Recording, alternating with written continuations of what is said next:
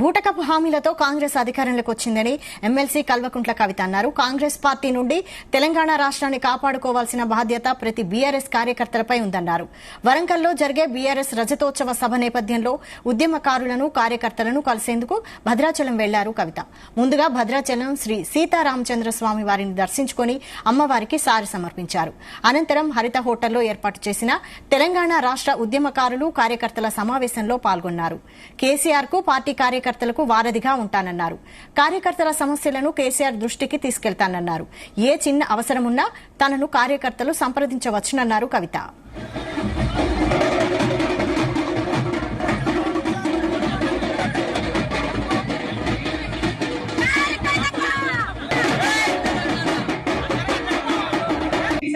ఇవాళ మన లోపల మనకున్న అనేక సమస్యలకు మీకు కేసీఆర్ గారికి మధ్యలో వారధిగా నేను నిలబడి ఉంటా. నేను మిమ్మల్ని ఏది అవసరం ఉంటే అది సార్ దగ్గరికి మీ సమస్య నేను తీసుకుపోయి చూపిస్తా. మనం చాలా బలమైనటువంటి పార్టీ, ఇంకా బలంగా ఎదుగుదాం.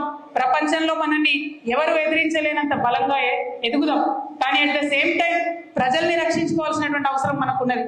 తెలంగాణ యొక్క అభివృద్ధిని కాపాడుకోవాల్సినటువంటి అవసరం మనకున్నది. ఆ ప్రథమ బాధ్యతను మర్చిపోవద్దని కూడా ఇక్కడ ఉండేటటువంటి నాయకులకందరికి కూడా నేను సూచన చేస్తా ఉన్నాను. మీ అందరికీ తెలుసు, ప్రపంచం అంతా ఉంటది. అప్పుడైతే ఆ ఈడీ సిబిఐ మొత్తం నా ఫోన్ నంబర్ టీవీలలోనే వేసేసారు. ప్రతి ఒక్కరి దగ్గర నా ఫోన్ నంబర్ ఉంటది. ఫోన్ నంబర్ లేని వాళ్ళు ఇన్స్టాగ్రామ్, ఫేస్బుక్, ట్విట్టర్ ఎట్లయినా నన్ను రీచ్ కావచ్చు. మీకు ఏ సమస్య ఉన్నా తీర్చేటటువంటి బాధ్యత నేను తీసుకుంటా.